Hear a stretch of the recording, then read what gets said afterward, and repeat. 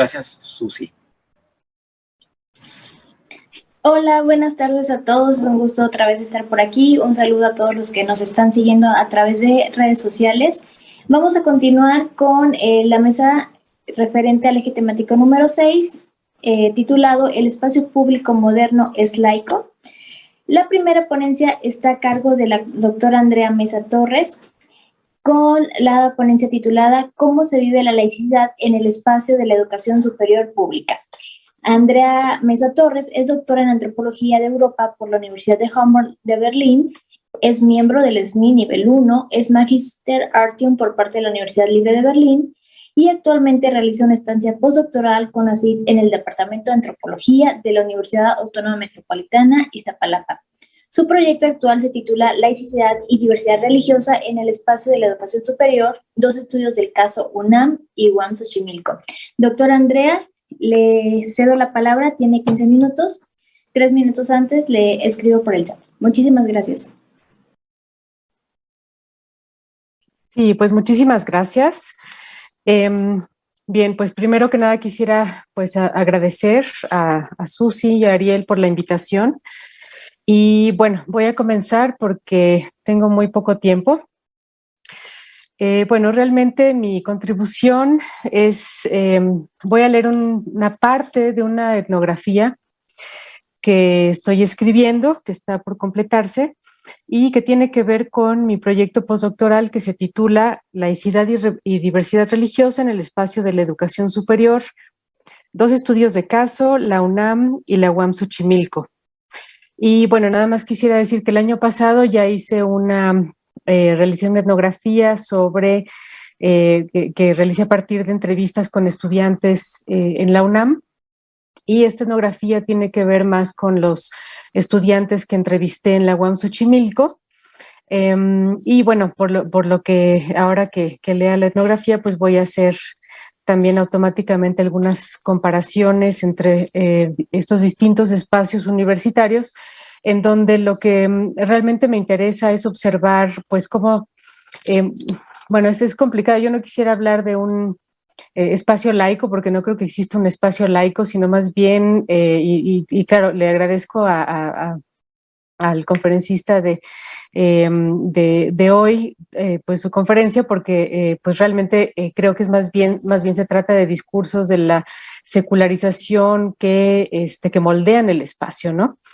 Y bueno, la laicidad es más bien un tipo de herramienta, pero también es muy variable, ¿no? La forma en la que se aplica o no esta herramienta en los procesos sociales. Entonces, bueno, pues yo más bien voy a leer esta parte de la etnografía, con la finalidad de que al final pues pueda aportar a la discusión, se pueden discutir algunos aspectos. Bien, el apartado en cuestión se titula los doctorados, perdón, de la UAM Xochimilco. La pregunta es: ¿espacios de libertad utópica? Bien. Bueno, pues comenzar este apartado, y realmente voy a solamente leer la primera parte del apartado, la segunda ya no me va a dar tiempo. Pero bien, comenzaré el apartado con la descripción del programa de doctorado en estudios feministas de la UAM Xochimilco. Las conversaciones que llevé a cabo con 3 estudiantes del programa me parecieron muy especiales, y en este sentido me gustaría describir estas interacciones como sofisticadas. Más allá, estas conversaciones y la sofisticación de las narrativas me dieron la pauta para comprender que se trata de un programa doctoral único en su género. Con esto me refiero a que el programa parece ofrecer un espacio de libertad de pensamiento y reflexión, en donde no existen las fronteras típicas de las instituciones de educación superior pública o aquellos obstáculos que comúnmente existen en relación al tema de la religión o la espiritualidad. Bueno, un ejemplo en donde sí yo observé estos obstáculos sería pues la UNAM, ¿no? En donde, como comenté, realicé la primera parte del trabajo de campo a finales de 2020, y aquí en las conversaciones con estudiantes de la UNAM, pues sí aparece la representación de fronteras, de tabúes, de censura e incluso de intolerancia hacia el tema religioso. En algunas narrativas de los estudiantes aparece que la laicidad es frecuentemente utilizada como pretexto para no abordar preguntas o temas que se consideran no propios de un espacio de educación laico. Algunos estudiantes describieron situaciones de intolerancia hacia la religión, es decir, un discurso anticlerical. Esto es todo en la UNAM, ¿no? Y también en la UNAM emergió que el feminismo dominante es considerado como secular o ateo y reproduce una postura fuertemente antirreligiosa. Entonces, bueno, volviendo a la UAM Xochimilco, en este doctorado de estudios feministas, pues yo pensé que al tratarse de un doctorado sobre este tema, pues pensaba encontrar más bien un espacio de feminismo occidental, secularizado, e incluso imaginé que iba a encontrar un discurso antirreligioso. Sin embargo, para mi sorpresa, las 3 doctorandas entrevistadas de la UAM Xochimilco describieron un programa doctoral que no solo es crítico del feminismo blanco y occidental, sino que también está abierto y trabaja sobre formas, digamos, otras de pensamiento femenino, por ejemplo, de los pueblos indígenas originarios o de sociedades musulmanas, por decir unos ejemplos, en donde la espiritualidad o religiosidad es una característica central del pensamiento de las mujeres. Bien, aquí comenzaré por exponer la conversación que sostuve con Sonia. Y solo quisiera decir que las personas que voy a nombrar, los nombres son seudónimos, ningún nombre es real. Entonces, en esta conversación que sostuve con Sonia, en abril de 2021, comienzo por ella porque fue clave para la redacción de este apartado. Debo decir que en algunos aspectos de esta conversación que tuvimos, yo tuve una fuerte identificación personal y fue por ello que decidí comenzar a escribir a partir de esta conversación. Al igual que las otras 2 entrevistas con estudiantes del mismo programa, pues Sonia, como ya comenté, desmintió la idea que yo tenía del tipo de estudiante que iba a encontrar. Yo había imaginado que las estudiantes del programa iban a autodefinirse como ateas o agnósticas. Sin embargo, la conversación con Sonia me abrió un panorama nuevo, ya que ella describió su feminismo como antirracista y descolonial, definidamente orientado hacia la perspectiva de la feminista italiana Silvia Federici y contrario al pensamiento de la feminista francesa Simone de Beauvoir. Aunque Sonia creció en España, en donde al volverse intelectual también se volvió forzosamente atea, el día de nuestra conversación, a sus 44 años de edad, ella se autodefinió como creyente. Sonia narra haber dejado el catolicismo, con el que creció de niña, y después de años de haber vivido como atea, haber retomado la espiritualidad. En lo personal me identifiqué con su narración por la manera en que ella relata que la recuperación de la espiritualidad está relacionada primero con la muerte de un familiar cercano. Segundo, por una necesidad probablemente relacionada con la edad, que es después de los 30, de reconectar con el lado femenino de su linaje, y tercero, con la experiencia de vivir fuera de su país natal. En el caso de Sonia, la muerte de su padre la llevó a reflexionar, y cito, que hay ciertos procesos que solo se sostienen con la espiritualidad. A pesar de que la madre de Sonia en algún momento de su vida se volvió atea radical y había negado a la abuela de Sonia por ser esta católica, Sonia tuvo la necesidad de reconectar con su abuela. Esta reconexión con la abuela se dio a través de la espiritualidad, sin embargo, no fue a través del catolicismo y mucho menos a través de la Iglesia Católica. La experiencia de Sonia fuera de su país, en Brasil, durante sus estudios de maestría, hizo que ella pudiera conectarse con grupos de mujeres cuya espiritualidad se enriqueció. Esto mismo la conectó con la danza y la comida, y a través de esta experiencia Sonia adoptó la espiritualidad del candomblé. Es de llamar la atención que cuando le pregunté qué entendía por laicidad, su respuesta fue, y cito, no sabe lo que es laico, fin de cita, y que además esta laicidad es un espacio imposible, dice ella, dado que la espiritualidad está en todos lados. Ahora aquí es importante, también me llamó la atención y quisiera comentar que a diferencia de la UNAM, en donde 14 de 26 estudiantes entrevistados sí proporcionaron una definición jurídica de la laicidad, en la UAM fueron solo 6 de 26 entrevistados que pudieron definir la laicidad en este sentido jurídico. Bien, entonces, después de esto que me relata Sonia, reflexiono que en el doctorado de estudios feministas, ella no vive lo que algunas jóvenes creyentes, estudiantes de la UNAM me habían comentado. Es decir, que existe un cierto discurso de laicidad que les estorba para poder ser o para preguntar lo que les interesa. En el caso de Sonia no había rastro de eso. Por el contrario, sí describió el doctorado dentro de la UAM Xochimilco como un espacio muy especial, casi utópico, y se siente agradecida de poder formar parte de él porque sabe que no es un espacio educativo convencional. Al elaborar más sobre el tema de la laicidad, Sonia la relaciona con una, y cito, una crítica o posicionamiento ateo, laico. Es la herencia, dice ella, por lo que veo en España, del 68. Fin de cita. Y ella también relaciona esto con la figura feminista e intelectual de Simone de Beauvoir.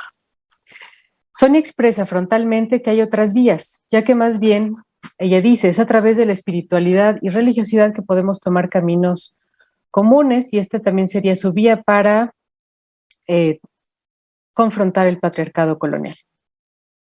En la opinión de Sonia, que también ha visitado la UNAM, los profesores de la UNAM, dice, son hijos o hijas del Mayo del 68. Dice nuevamente esta figura del intelectual de izquierda. Fin de cita. Para Sonia, esta figura aporta poco por estar inmersa en la estructura dicotómica de teoría y práctica, así como en la división entre cuerpo y mente. Al comentarle sobre mi experiencia de las conversaciones con mujeres estudiantes creyentes de la UNAM que están leyendo a las teólogas feministas, Sonia comentó, y cito, me alegra ver que hay estudiantes que están trayendo sus experiencias espirituales para cuestionar todo esto. Y bueno, lo que acabo de mencionar tiene que ver con yo haber conocido en la UNAM a mujeres jóvenes y creyentes que toman sus estudios en sus manos debido a que sienten falta de apoyo, un poco de falta de apoyo en la UNAM, y están leyendo e incorporando a las teólogas feministas en sus trabajos. Bien, pues en conclusión, Sonia representa una trayectoria intelectual que desde mi punto de vista se caracteriza por el cuidado de su espacio de vida y el acomodamiento de sus conocimientos. En su narrativa estaba presente el hecho de que ella ha practicado danza y que piensa desde el cuerpo o en estrecha relación con la experiencia corporal. En mi opinión, la complejidad de su pensamiento, la sencillez de su articulación, la relación de su narrativa con las emociones y la creatividad, con la intuición, así como su racionalidad y su capacidad explicativa y transformadora, todo ello me hizo pensar que ella habita un espacio intelectual muy libre y al mismo tiempo exigente. Se trata de un espacio que se contrapone, en sus palabras, como ella dice, a la modernidad occidental o a una vida fragmentada. Bien, en este punto quisiera pasar a otra entrevista que también fue parte de este encuentro sorpresivo con el doctorado de estudios feministas y que también se caracterizó por estar libre de tensiones. Se trata de la conversación que sostuve con Lynn en marzo de 2021 y que ya había tenido lugar al momento de entrevistar a Sonia. Ahora, lo que pasó con la entrevista de Sonia es que me hizo regresar a otras entrevistas y ver nuevos aspectos. Lynn es atea y, a diferencia de algunos estudiantes ateos que yo había entrevistado durante mi trabajo de campo en la UNAM en 2020, Lynn no se expresó en términos de superioridad con respecto a sus compañeras creyentes. De hecho, me llamó mucho la atención la horizontalidad con la que describió su experiencia de sus compañeras del doctorado. En palabras de Lynn, y cito, durante las clases creo que nadie se consideraba católica, pero se mencionaban la espiritualidad, las vibras, el discurso New Age. En general no hubo tensiones porque sí tratábamos de dialogar, pero esto no sucede en todas partes. Fin de cita. Por otra parte, cuando Lynn habló de sus docentes, se expresó en términos muy positivos, al igual que las otras entrevistadas, por ejemplo, comentando que nunca había sentido que las docentes hubieran propiciado alguna incomodidad. Bien, ahondando más en el tema de las tensiones con la religión, Lynn sí comentó que ella siente las tensiones, pero que sería a nivel personal. También comenta que, si bien no ha tenido ningún obstáculo para abordar los temas que le interesan, tampoco ha tenido mucha ayuda en cuanto al tema religioso, ya que dice que casi no hay profesoras expertas en el tema, ¿no? A pesar de la apertura, señala esto. En este sentido, ella dice, y cito, creo que hay un silencio y este silencio puede ser la tensión. Fin de cita. Lynn siguió comentando que aún siendo atea, la religión es parte de su vida debido a que su historia familiar está vinculada al judaísmo. Y más allá me comentó que, y cito, en cuestión del aborto siempre sale. E incluso en la maestría trabajé con la Organización Católicas por el Derecho a Decidir. Pensándolo bien, sí es un tema que está alrededor. Fin de cita. Para concluir nuestra conversación, Lynn dijo una frase que me pareció de un grado de reflexión muy importante, y cito, aunque yo no sea católica o judía, este tema, la religión, nos atraviesa. Fin de cita. Esta frase, me parece, es la de un estudiante que está dispuesto a abordar una temática que está presente. No es una actitud esquiva ni de exclusión. Es solidaria y contrasta con otras narrativas propias del espacio de educación superior pública que articulan que si la religión no es importante, pues no hay por qué tratarla, o bien utilizan la excusa de la laicidad, entendiendo esta erróneamente como la separación de los espacios religioso y educativo para no tratar temas vinculados a la espiritualidad o a la religión. Por el contrario, la perspectiva de Lynn me pareció científica en el sentido de que busca tomar en cuenta un elemento que está presente y hacerle espacio para poder expandir su cuadro de reflexión. No sé cómo vaya en tiempo. Doctora, de hecho ya se le acabó el tiempo. Ok, entonces puedo cerrar, bueno, bien, la última conversación ya no la voy a leer porque ya sería excederme bastante más en el tiempo, pero lo que sí quisiera comentar es que después de estas entrevistas también entrevisté estudiantes de otros doctorados en las ciencias sociales y bueno, finalmente lo que sí se contrasta es que este espacio que acabo de describir es muy libre, sin embargo estructurado, y que contrasta con este otro espacio con el que seguí entrevistando estudiantes que ya no están en este programa doctoral y en el que, por el contrario, aparece que la atmósfera laxa de la UAM Xochimilco se puede ver como algo negativo, porque entonces, como ya para finalizar, quisiera citar a los estudiantes, dirían, cada quien está en su rollo, cada quien es libre de hacer lo que se le da la gana, pero muchos sí comentaron, en conclusión, que pues esto crea un espacio libre de tensiones que ya no sería productivo para las ciencias sociales. Entonces, bueno, esta fue mi contribución que tiene que ver con dos pequeños microespacios en la UAM Xochimilco. Muchas gracias. Muchas gracias, doctora Andrea. Continuamos con la siguiente ponencia que está a cargo del doctor Ariel Corpus, quien es maestro en Antropología Social por CIESA Sureste, egresado del doctorado en Antropología de la UNAM, y sus líneas de investigación abordan los fenómenos de la religiosidad juvenil y minorías religiosas y los intersticios de la religión y la política. Es coordinador del libro de reciente edición, Religión y Política de la 4T, Debate sobre el Estado laico. Doctor Ariel, le cedo la palabra, tiene 15 minutos, le pido por favor si nos podemos acoplar al tiempo. Muchísimas gracias. Muchas gracias y gracias por la invitación a Susi y un gusto estar aquí con ustedes, ¿no? Empezaré comentando mi texto, dando lectura de un modo pues claro y un tanto cortaré algunas cosas justo para no exceder el tiempo. La presente ponencia busca problematizar algo en concreto, el uso de la espacialidad pública en las distintas manifestaciones religiosas dentro de la cultura política arraigada en el marco laico mexicano. Se trata de una pregunta muy concreta. Considerando el marco de la laicidad mexicana, donde el Estado debe ser imparcial, las distintas expresiones religiosas tienen una proporción equilibrada de su representación en la espacialidad pública. Para ello abordaremos, en primer lugar, una sucinta problemática sobre la religión de espacio público y después trataré de desarrollar dos ejes que tienen que ver, uno, con la ponderación de expresiones religiosas hegemónicas y el otro con algunas disputas o contenciones de lo religioso en el propio espacio público mexicano. En particular, para este estudio me centro en gran medida, desde luego, en la Ciudad de México, que es donde radico. Primero, espacio público y religión. La relación entre el espacio público y la religión se ha desarrollado desde distintas vetas, muchas de ellas centradas en la materialidad de las cosas. Esta línea de observación da cuenta en el modo en que dentro de los procesos de urbanización lo religioso no está exento de tener presencia. De ahí que sea importante ubicar distintos símbolos y materialidades religiosas en las urbes. En México encontramos distintos trabajos realizados en Guadalajara, en el Ajusco, en algunas colonias populares, en algunas colonias de mayor ingresos académicos, algunos otros estudios que analizan los marcadores sagrados, altares, cenotafios, humilladeros. Desde luego, fuera de México también ha tenido lugar abordajes similares, ¿no? El propio Frigerio, ya citado, analiza problemáticas bajo la mirada de religión y racismo. Otros trabajos parten de lecturas como Lefebvre y consideran la constitución social del espacio como una semiósfera. Unos más analizan las presencias de geosímbolos religiosos, hablando de distintos tipos, ¿no? Otros más abordan los altares oficiales y populares de las plazas y parques públicos en distintos lugares de América Latina. Y desde luego los trabajos de Emerson Jumbelli, quien analiza la presencia de los proyectos monumentales. Tales trabajos conciben en común la necesidad de abordar la geografía de los religiosos en el espacio público y dar cuenta así que la diversidad religiosa no se queda solo en el ámbito acotado de creencias de los sujetos y las prácticas que estos pueden desarrollar en el espacio público, sino que la propia materialidad tiene lugar en la espacialidad misma que no es ajena a una constitución social.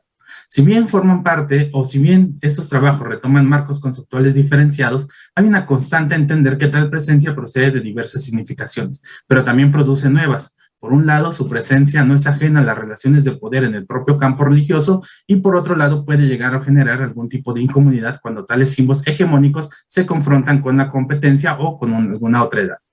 La abundante presencia de signos, símbolos y materialidades religiosas en el espacio público ha sido tan habitual que se pasa por alto la confrontación que se puede tener con la regulación estatal que concibe el espacio urbano bajo una idea de orden secular a partir de un marco político laico. Es decir, partiendo de su imparcialidad hacia cualquier religión, el Estado, en términos ideales, desde luego, debería propiciar un espacio social donde la presencia en lo religioso fuera acotado, lo que hace en algunos casos, aunque de modo selectivo.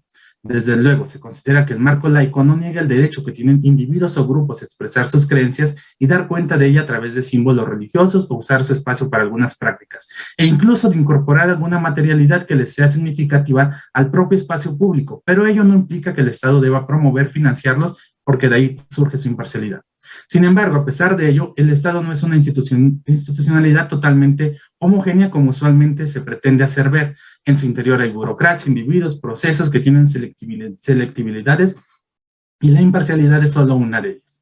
De ese modo, aunque esta laicidad como un instrumento jurídico establece una serie de regulaciones administrativas para el uso del espacio público, no todas se ponderan de igual modo equitativo debido a dos elementos que se encuentran en el ejercicio del campo político religioso.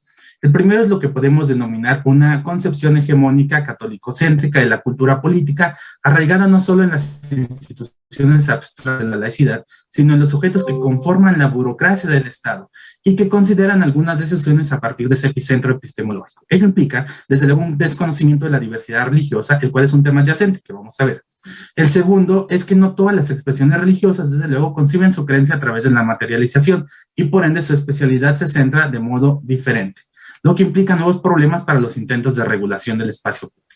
Estos dos elementos generan determinadas desigualdades en las disputas espaciales, mismas que se reflejan en la selectividad y ponderación de algunas prácticas sobre otras, como veremos a continuación. Si bien se pensó que lo religioso debería tener cabida al interior, es decir, en el espacio doméstico, lo que se observa es que esto no se acota ahí, sino que se desborda en tanto que los sujetos creyentes, quienes ponen los signos y símbolos en el espacio público, no transitan necesariamente por una normativa laica que los regula. Segundo punto, ponderación y absolución de lo católico. Lo católico se posiciona como un punto de referencia. Lo anterior se debe a que se ha construido una noción cultural bajo su influencia, por lo que existe una fuerte condescendencia hacia ella al considerar muchas de sus prácticas como parte de la cultura y la identidad nacional. Ello trae consigo dos problemas. El primero es que tal representación del binomio identidad-catolicismo no opera en un campo autónomo, sino que se apoya en muchas ocasiones en el propio Estado. El segundo problema es que esta relación invisibiliza otro tipo de prácticas que también generan procesos de identidad para quienes las desarrollan, pero que al no estar inscritas en el universo católico o judio-cristiano suelen ser subestimadas, rechazadas o criticadas. La manera en que el lenguaje y las normas culturales del Estado se operacionalizan se puede analizar bajo un tema poco observado en los debates de la laicidad, que tiene que ver con el uso del patrimonio cultural, por ejemplo, como un marco de aceptación de lo religioso en el espacio público, y no solo de aceptación, sino de financiación. Bajo este argumento, cuando se trata de un marco simbólico católico, la laicidad no tiene problema alguno y funciona muy de manera conciliatoria, pero cuando se aleja del referente identitario y se sitúa en otras expresiones donde emerge la alteridad, se asume como un peligro y una amenaza al espacio público. Por ende, aquí se restringe. Bajo este lente, una fiesta religiosa patronal puede ser vista como patrimonio cultural en la medida de que genera sentido, cohesión comunitaria, etc.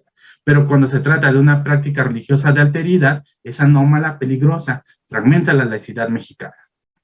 Se busca llamar la atención señalando que tales prácticas dentro de este gran marco llamado patrimonio cultural están sustentadas a través del Estado, ¿no? Es decir, se vuelven objeto de atención del Estado. Emergen de un marco social, parten de la representación que la sociedad tiene de sí misma y que está marcada por una religión que, si bien ya no es homogénea, sí mayoritaria. De este modo, al crearse un marco propicio para su desarrollo como patrimonio cultural, se constituye una regla bajo el cual se miden otras prácticas que, al no tener la misma medida, se dejan fuera porque son parte sustancial de la cohesión de identidad para otros grupos minoritarios. Así, mientras que aquellas que parten de cierta matriz católico-céntrica se conciben importantes en la medida que generan o fortalecen identidad y cohesión, otro tipo de expresiones han quedado históricamente relegadas.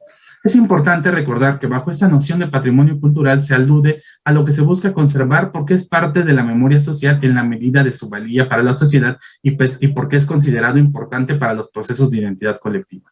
No obstante, la propia diversidad religiosa, aunada a procesos de globalización, ha reconfigurado las identidades de tal modo que las grandes narrativas que han sostenido esta identidad colectiva católica solamente se ven cuestionadas por la emergencia de alguna otra minoría religiosa. Bajo esta idea se puede observar lo que, a decir de Jumbelli, se trata de un problema por las disputas espaciales que tiene relación con la selectividad y ponderación de algunas prácticas sobre otras, problematizando así las fronteras que la narrativa secularizadora había establecido para lo religioso. Cuando se trata de una matriz de sentido católica, se usan recursos públicos, sean humanos, sean económicos, estos últimos pagados con el erario. Aquí no hay voces de la laicidad, pues se asume como parte de la habituación de prácticas culturales e incluso se amplía este tipo de expresiones a otro tipo de religiosidades o que están dentro del catolicismo como prácticas sincréticas, étnicas, de tal modo que si se presenta un performance religioso azteca, rarámuri, maya, como parte de una ceremonia de inauguración de algún encuentro público, algún congreso que se financia con recursos públicos y a partir de ahí se enciende el fuego nuevo, se trata bajo este lente de una representación cultural y no religiosa. Un caso que puede ejemplificar esta idea lo representa el Museo de las Culturas, Pasión por Iztapalapa, ubicado en la misma alcaldía. Recinto que, además de tomar su nombre en clara alusión a la recreación de la Pasión de Cristo en esta alcaldía, exhibe figuras religiosas que, bajo la narrativa de inclusión, generarían identidad para parte de la propia población. Otro caso que lo puede ejemplificar el espacio urbano es el Cristo del Puente de Iztapalapa, ubicado en el entorno urbano citadino en pleno cruce peatonal. Este referente identitario funciona como un marcador que designa la arraigada tradición de la Pasión de Cristo y que se ha vuelto parte de la narrativa de la propia alcaldía de Iztapalapa para generar un discurso de identidad. En estos dos casos se observa cómo la presencia de lo católico mediante símbolos en el espacio público se apoya de la discursividad del Estado. En su absolución dentro del marco político laico, se asume que se trata de parte de identidad y lo que se representa es la cultura, no lo religioso. Esta perspectiva puede ser peligrosa, además de reduccionista, pues enfrenta diversas religiosidades por su presencia en el espacio público y excluye otras donde la identidad está vinculada a lo religioso. Tercer punto, disputas espaciales. Un segundo punto relativo al espacio público puede ser abordada desde las disputas o los símbolos o bien algunos marcadores que tienen presencia en el espacio general, ¿no? De ello hay que considerar dos cosas. Uno, que existen algunas pugnas con competencia con lo religioso y el segundo, aquellas pugnas que trascienden ya a la amenaza de la propia práctica del sujeto creyente. En el primero, desde luego, ya dijimos que hay una ponderación hacia lo católico, se asume como parte del elemento cultural, pero cuando surgen en el ámbito o en el espacio público otro tipo de expresiones religiosas, como lo fue la presencia de la Luz del Mundo, bueno, ni siquiera la Luz del Mundo, de la Asociación de Profesionistas y Empresarios de México, que es uno de los brazos laicos de la Luz del Mundo, en el recinto de Bellas Artes para homenajear al líder de la asociación religiosa. Este caso fue duramente criticado, acaparó miradas, acaparó reflectores, se criticó esta práctica bajo el argumento de la laicidad cultural, ¿no? Pero, y muchos periodistas, algunos comentaristas y muchos académicos también pusieron el grito en el cielo. Entre uno de ellos, Rubén Ruiz Guerra llamó hipócritas a estos que defendían la laicidad cultural por enfatizar en el cuidado de la pureza virginal del espacio de bellas artes cuando hay otras prácticas, ¿no? Otros autores también lo han llamado, ¿no? Esta negación de otras formas de expresión en lo público toma relevancia, como puede ser también cuando hay derribo de altares no católicos en vía pública, como pasa mucho con los altares de la Santa Muerte, ¿no?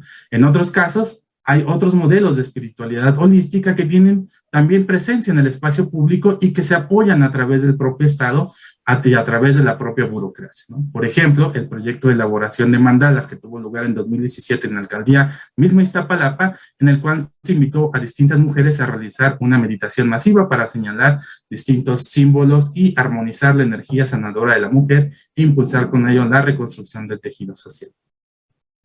Y lo interesante de este tipo de casos, y con esto quiero ir cerrando porque en definitiva no voy ni siquiera a la mitad, este tipo de casos es la intersección de los campos, ¿no? Por un lado se fomentan talleres para quitar los estereotipos, crean espacios de ayuda en situaciones de violencia, abordan temas de empoderamiento social, pero por otro, desde luego, incorporan una meditación como parte de un mecanismo de sanación y bendición conforme al pensamiento hinduista y budista, donde se propone una experiencia sanadora a través de la contemplación y la meditación. Y doctor, le quedan 2 minutos, por favor. Vamos a ir encontrando distintos casos, ¿no? El mismo puede señalarse, por ejemplo, casos donde las disputas espaciales por lo religioso están teniendo presencias y se apoyan ya sea con el brazo del propio Estado o como parte de las políticas, ¿no? Puede ser las propias clases de yoga que hasta antes de la pandemia se realizaban en el Paseo de la Reforma y su brutal incorporación a los sistemas de salud como mecanismo de atención holística, ¿no? Ya desde el 2012 se encuentran eventos masivos en el Zócalo capitalino, ya en 2017 se han articulado a través del Instituto del Deporte, durante la propia administración de Mancera, donde se habla de la importancia de amor, paz y luz. A decir de Nicolás Viotti, el fenómeno de la espiritualidad holística ha ido generando diversos espacios que deberían funcionar bajo una perspectiva, diversos espacios que deberían funcionar bajo una perspectiva secular y laica, desde carcelarios, espacios, y se podría agregar educativos, que se caracteriza por atravesar distintas denominaciones. Por el lado evangélico también hay mucha presencia y hay mucha disputa por el espacio. También puede ver dentro de esto, por ejemplo, la marcha del hemiciclo a Juárez, convocado cada año por el Comité Evangélico de Defensa, que busca también fusionar narrativas laicas con determinada performatividad religiosa. La marcha de Gloria también, que toma sobre todo Paseo de la Reforma y congrega a los creyentes evangélicos en el Zócalo para hacer una festividad, una celebración, ¿no? Y desde luego lo que ha sido en 2016, cuando La Luz del Mundo mostró su brazo de convocatoria al realizar eventos masivos en el Monumento a la Revolución. Lo interesante de esto es ver justamente cómo el espacio público, aunque acotado en el imaginario como un espacio laico, pues no solamente está presente materialidades religiosas, sino performatividades, disputas, conflictos que tienen lugar, ¿no? El modo en que determinada religión también va a ser vista por la propia sociedad, pues va a tener sus matices, pero sobre todo se va a recalcar mucho esta idea que aquello cuando rompe con algo hegemónico y cuando rompe con una visión que por lo menos es común para la ciudadanía mexicana y que se ha construido como una idea o como parte de la identidad, pues es ahí donde se ve como amenaza, ¿no? Pues, me falta demasiado, así que mejor ya.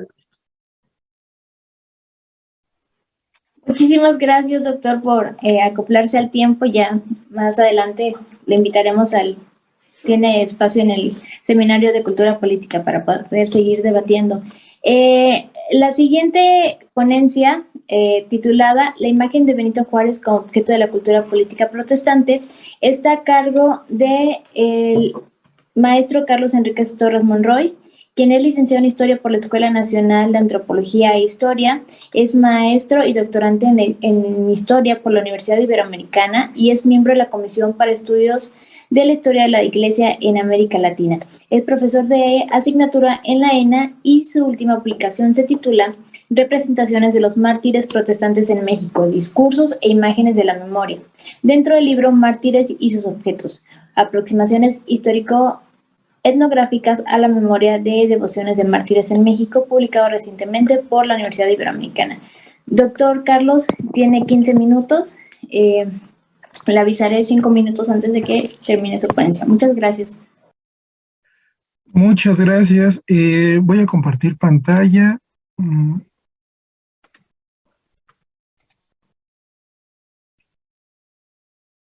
¿Ya se puede observar? Sí. Gracias. Bueno, sí, agradezco primeramente a los organizadores, bueno, a la organizadora de esta mesa, y donde, pues bueno, se me invitó a hablar de cultura política y, bueno, el otro tema era el espacio, ¿no? Pero, bueno, primeramente quería o quiero comenzar debatiendo, dialogando qué es esto de la cultura política y sobre todo desde la disciplina histórica.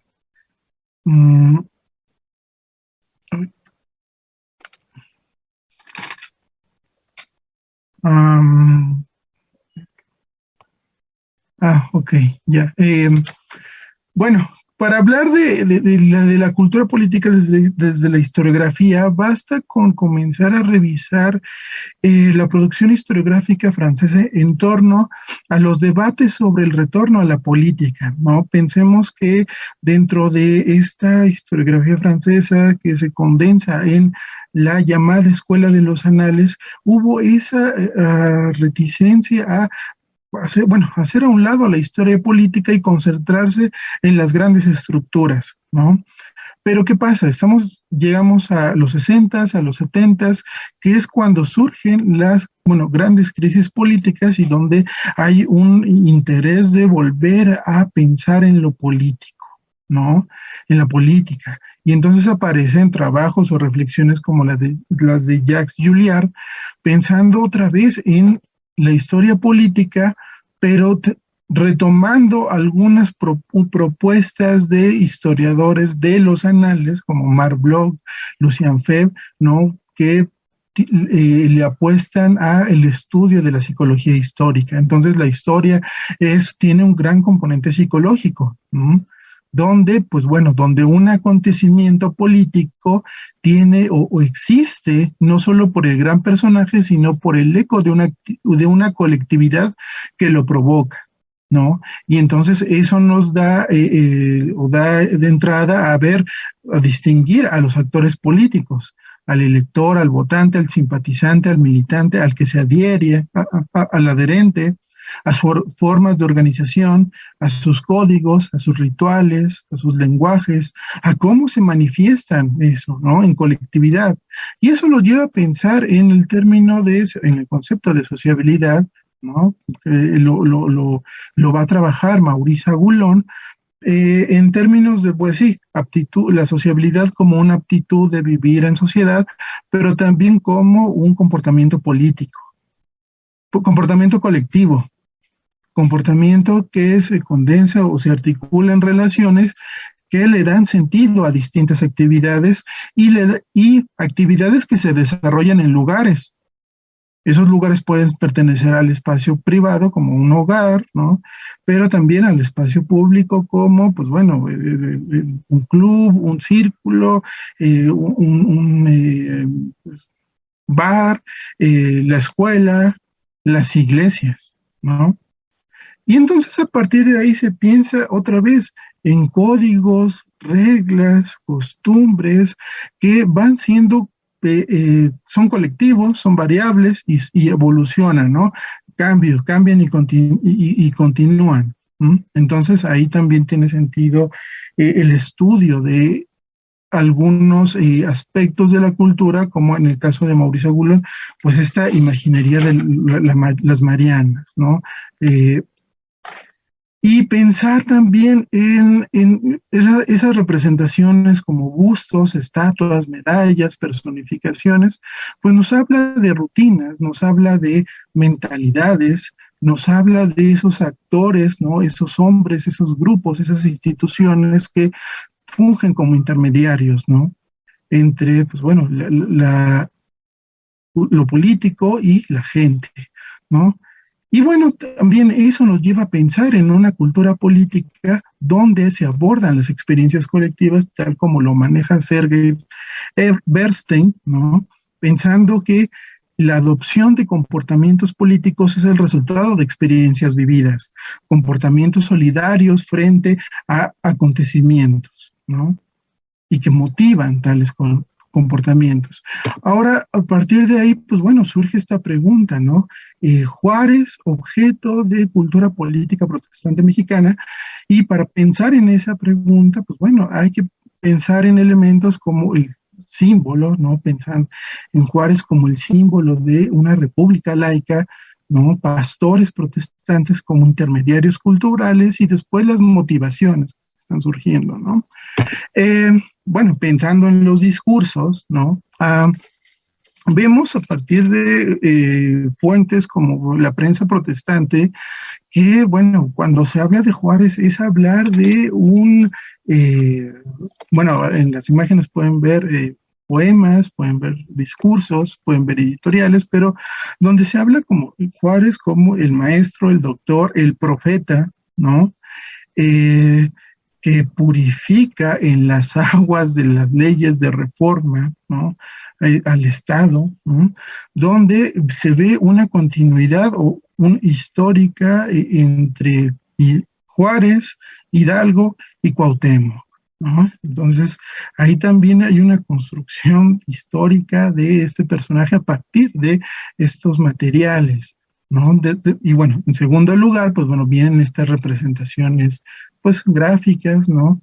Donde, pues bueno, el Juárez es el presidente, el segundo padre de la patria después de Hidalgo, pero donde no solo es por su figura, sino por las leyes de reforma, ¿no? Esas leyes de reforma que le dan sentido a un Estado que se encarga de las estadísticas vitales y que por lo tanto permite que un creyente pueda ejercer pueda adherirse a cualquier iglesia sin los impedimentos que antes había de la Iglesia Católica, ¿no?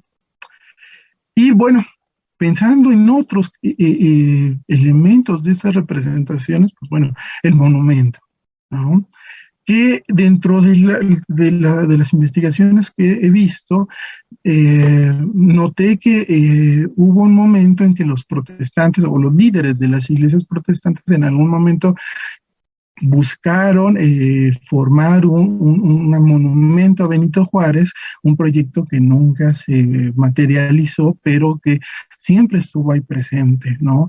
Y cuando había otros proyectos de otros actores, pues bueno, esos los recuperaban y los colocaban dentro de sus editoriales, ¿no? Sobre todo pensando en el abogado cristiano de los metodistas o el faro de los presbiterianos. Ahí está presente esos monumentos.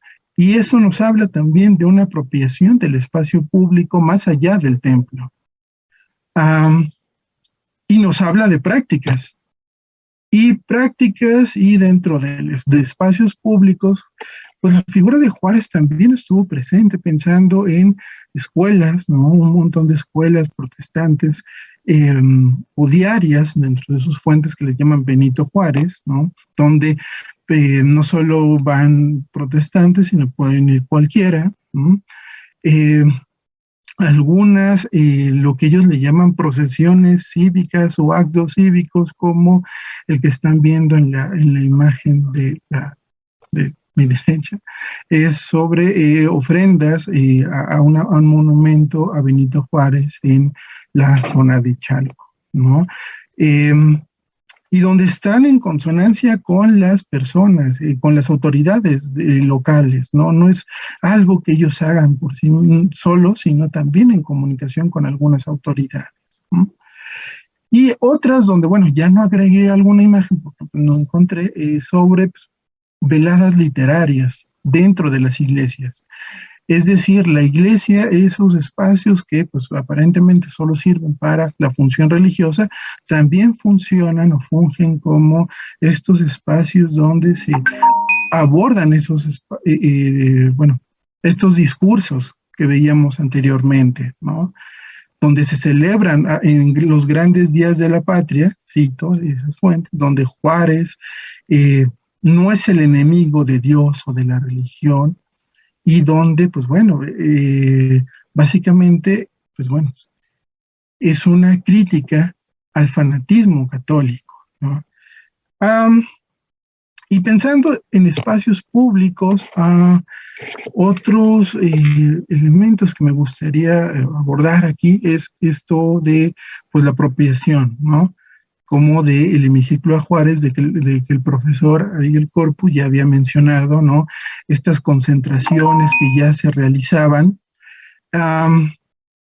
y donde, bueno, aquí las fotos que menciono son de 1954, que están dentro de un contexto donde hay ataques, los protestantes denuncian ataques, ¿no? Dentro de, pues bueno, católicos, ¿no? Supuestos, bueno, ataques de supuestos católicos o de supuestos sinarquistas, incluso, donde, bueno, hay actos de violencia, y esto provocó que se hubiera concentraciones de cada 21 de marzo en el hemiciclo a Juárez, y donde en los discursos se manejaba esto de que sobre todo la juventud, ¿no? La juventud evangélica tiene que apropiarse, empeñar su devoción y honor a la defensa de la separación del Estado y la Iglesia y al respeto de la Constitución. Y esto me permite pensar en esto como, bueno, parte de la cultura política protestante tiene que ver con su carácter de disidentes religiosos, ¿no? La disidencia religiosa, esta categoría, pues bueno, ha sido abordada por autores como Jean-Pierre Bastien, pero donde él la liga a la oposición política en oposición al régimen de Porfirio Díaz, lo cual, híjole, no me parece tan, bueno, tiene algunas fallas o es un poco endeble en el sentido de que, bueno, podemos ver que hay una identidad religiosa apegada al Estado, ¿no? Al Estado laico, al Estado liberal, sea quien sea el gobierno, están esas actitudes, ¿no? También pensar que son disidentes religiosos porque los protestantes dentro de este contexto temporal son minorías opacadas por una presencia del catolicismo en la esfera pública, lo cual también se refleja en este tipo de publicaciones cuando denuncian que, pues bueno, la prensa no les hace caso, ¿no? Cuando están manifestándose. Y que eso nos tiene que ver con esa intolerancia, ¿no? Que puede ser intolerancia de niveles físicos o no físicos, ¿no?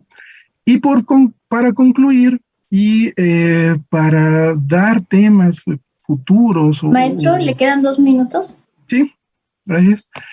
Para abordar temas futuros, pues bueno, pensar en la cultura política protestante como esa politización de la sociedad, y sobre todo pensar la politización de una sociedad eminentemente rural, ¿no?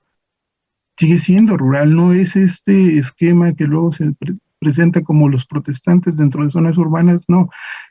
A partir de las fuentes se ve que hay una gran presencia de protestantes que se finca en zonas rurales.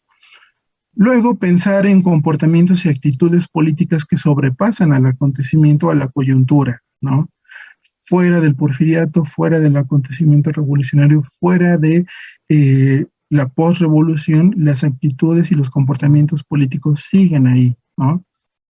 Pensar también en enfatizar otra vez esto en agrupaciones y líderes protestantes como esos intermediarios culturales de la laicidad, ¿no? La laicidad es importante, ¿no?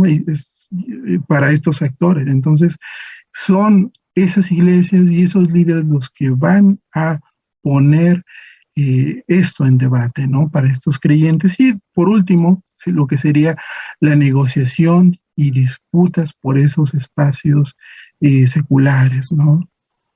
Que dentro del contexto ya del siglo XX, leyes, calles, ¿no?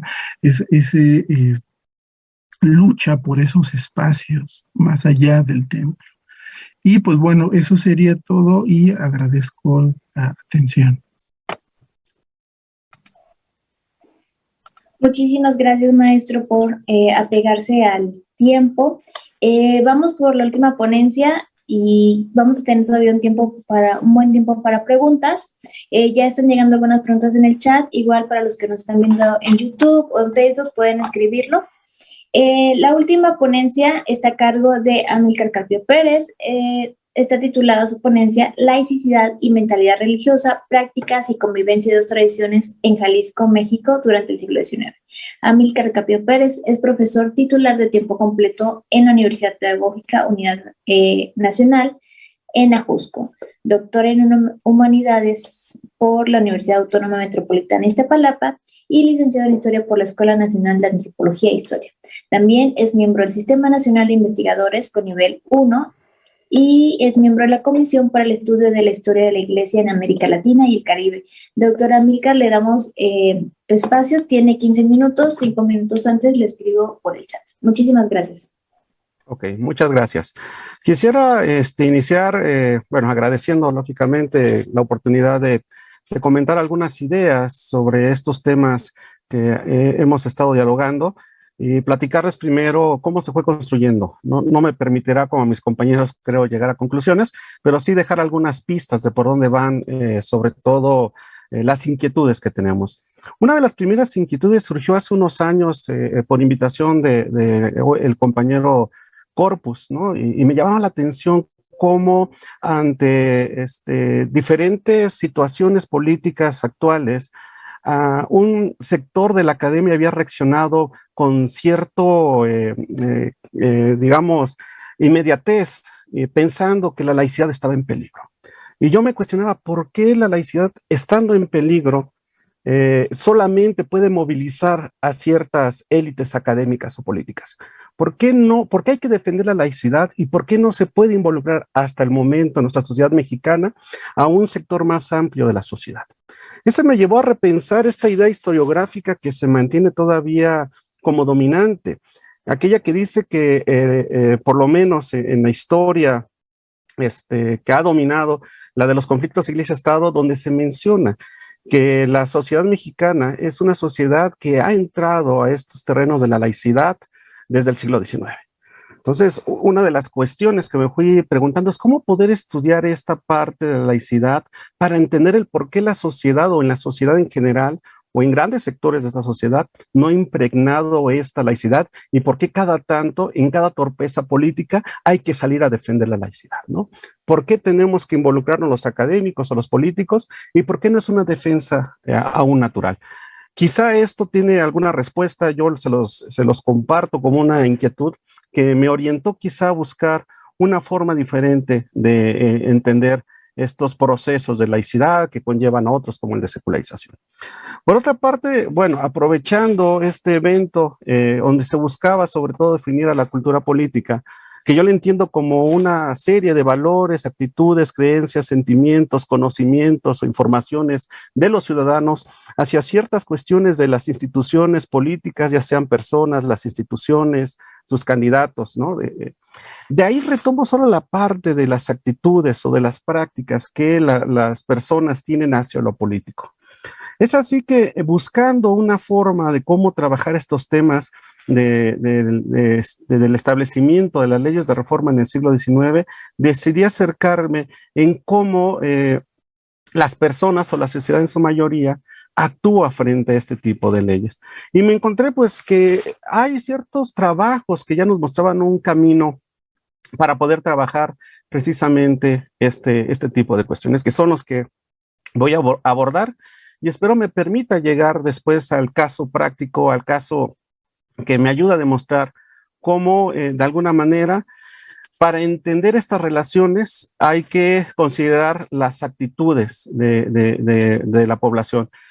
Considero que hay varios elementos ahí vinculados, que son los que espero ir dándole respuesta. Entonces, esta ponencia trata sobre el establecimiento del Estado laico en México, que implicó un cambio en la relación del gobierno y su convivencia con las iglesias, en particular con la católica.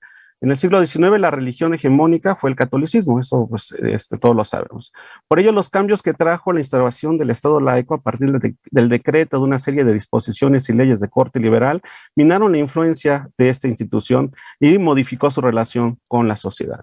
Entonces, un tema que he notado que hasta cierto punto pasó por mucho tiempo a segundo plano es el relacionado con el cambio y las alteraciones en la vida cotidiana a nivel de los fieles católicos, ¿no? Sobre todo en los ámbitos más rurales. Por eso, recuperar una noción que no es nueva, como la de las mentalidades, me sirvió para aproximarme, ¿no? Porque me permite valorar las prácticas y las actitudes, las representaciones de de la feligresía que vivieron este tipo de cambios. Para eso me centro en un estudio de caso. Empecé por ahí con unos documentos de una comunidad en el norte de Jalisco llamada Totatiche, y lo que traté de buscar es precisamente cómo se vivió este periodo de ruptura en esta comunidad. Me aproximé a dos marcos teóricos. El primero es el relacionado con un estudio que se hizo para el caso italiano, llevado a cabo por Giovanni Levi. Para este historiador, cito, consideró la coexistencia de dos sistemas normativos, uno de la Iglesia y otro del Estado. Los está viendo como sistemas normativos, ¿no?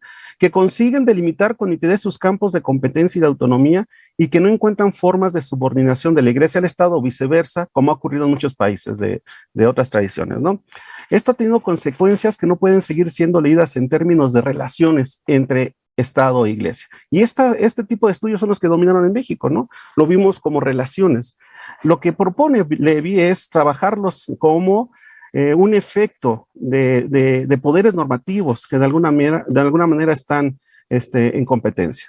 Por eso, vuelvo a citar a Levi, a menudo, con referencia al caso italiano, él habla que hay una debilidad del sistema institucional, que es un modo de señalar el escaso respeto que tienen los italianos por las instituciones públicas y en ciertos momentos incluso también por las eclesiásticas, ¿no?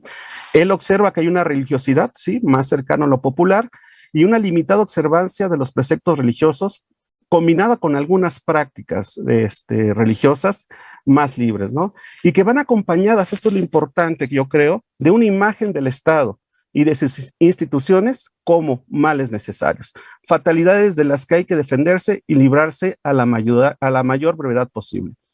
Con esto yo rescato del caso de Levi es que hace falta un estudio de la debilidad de las instituciones que han tratado de llevar o de imponer o de llevar lo que es el Estado laico. Sin duda alguna, en diferentes periodos de nuestra historia, las instituciones del Estado son instituciones débiles. Por eso tendremos que empezar a revisar precisamente algunos elementos que nos ayudan a entender el por qué es necesario defenderla. Si las instituciones son débiles y las personas que la tienen que llevar a cabo también están dentro de esta debilidad institucional, podríamos entender el por qué es muy difícil que la laicidad se pueda defender por sí sola. O sea, de alguna manera, entonces, tendríamos que empezar a ver quiénes son esos intermediarios de la laicidad. En el caso de la religión nos queda claro que, por ejemplo, en el catolicismo es el sacerdote y como tenemos claro también en varios estudios, el sacerdote es uno de los intermediarios culturales más fuertes en varias de las comunidades rurales en el México del siglo XIX y parte del XX. Bueno, pero Levi mete aún otro elemento, el del considerar el estudio de un tercer personaje, que es la población, que son los habitantes que viven en medio de estas disputas ideológicas, que son de estos dos poderes normativos. Él dice, y cito, que hay que considerar la creación progresiva de un tipo de ciudadano dominado por una visión extraña y escéptica del mundo de los poderes. Es la debilidad, no el progresivo fortalecimiento de las instituciones frente al tercer personaje que ha sido ignorado. Incierto entre la presencia ambigua de más poderes normativos, los habitantes de cualquier país, ¿no? No se trata entonces de estudiar el disciplinamiento, que también fue el objetivo de la Iglesia y del Estado, sino más bien de estudiar la indisciplina y la parálisis producidas por la presencia equívoca de estas dos disciplinas que tratan de normar a la sociedad. Entonces, para Levi hay que entender quién es el que hace dialogar esta convivencia entre la Iglesia y el Estado. Muchas veces es la indisciplina de la sociedad, así lo llama él. Más que seguir la norma, los que hacen convivir a estos dos poderes normativos es la sociedad a través, en muchos casos, de la indisciplina, de llevar a cabo estas negociaciones no escritas. Ellos son los que en el espacio llevan a cabo y quedar bien con el Estado y a veces quedar bien con la religión, por lo menos eso es lo que observo en el caso católico. El otro punto que trabajé es el concepto de disimulo forzado o taquillá, que trabaja Natalie Simon Davis para el caso islámico, ¿no? Para esta historiadora que ha trabajado textos del siglo XVI, del siglo XV, habla de un disimulo de las creencias religiosas en las que uno cree verdaderamente en un contexto de coacción. El caso de ella, pues, es de estos musulmanes que les tocó vivir en España y que para llevar a cabo y no dejar sus creencias ante la vista de los demás, disimula. Pero es la manera de no perder esta identidad y no perder parte de su tradición religiosa. He seguido esta idea de un disimulo forzado y pues yo considero que hasta cierto punto es lo que se realizó en parte del siglo XIX, ¿no? Siguiendo esta clave, entonces esta noción para otros contextos y expresiones religiosas, por ejemplo, en el caso de los católicos, que vieron limitado su accionar en los primeros años del establecimiento de las leyes de reforma. Considero que disimular, acatar una ley o disimular el dejar de realizar ciertas prácticas religiosas son un ejemplo de ello. Y entonces lo que empecé a revisar es básicamente cómo se lleva a cabo, cómo estudiar este tipo de temas a partir precisamente de la indisciplina y del disimulo. Y lo que encontré, por lo menos en el caso de este municipio de Jalisco, es que podemos encontrar varios ejemplos y seguimos a la sociedad a partir de esta disciplina de no seguir al 100% las normas o del disimulo forzado. Encontré varios ejemplos, ¿no? De por qué la sociedad es el actor principal para hacer dialogar este tipo de poderes normativos. En un primer momento, pues, lo que encontré es que en esta parroquia que se encuentra en el norte de Jalisco, en el siglo XIX, que se llama Totatiche, es una parroquia 100% rural que pertenece a la arquidiócesis de Guadalupe. Aquí las nuevas disposiciones liberales debieron ser un cambio inesperado para los católicos y para la mayoría generó dudas de cómo actuar ante la posibilidad de contrariar las disposiciones e intereses de la Iglesia y del Estado. Los católicos mexicanos, acostumbrados a que la Iglesia y las manifestaciones religiosas se practicaran casi sin alteraciones por varias generaciones, vivieron un contexto que conflictó su actuar. Estas leyes propiciaron algunos cambios y reacomodos. De alguna manera, lo que se vivió fue la disimulación o con una abierta indisciplina. Así emergió una mentalidad ligada a su tradición. Lo que encuentro es que hay un periodo, por lo menos desde 1857 hasta 1914 en este municipio, donde los documentos me orientan a que la negociación se hace a partir de una propuesta de mediar por parte de los católicos, de la población católica, tanto con las autoridades civiles como la Iglesia. Y esto se va a ver, por ejemplo, con algunos casos en concreto. Una de las peticiones o de las cuestiones que más conflicto causó en este periodo de las leyes de reforma fue el juramento a la Constitución. Ahí vamos a encontrar entonces que hay varios documentos que de alguna manera muestran cómo se adaptaron a estas disposiciones.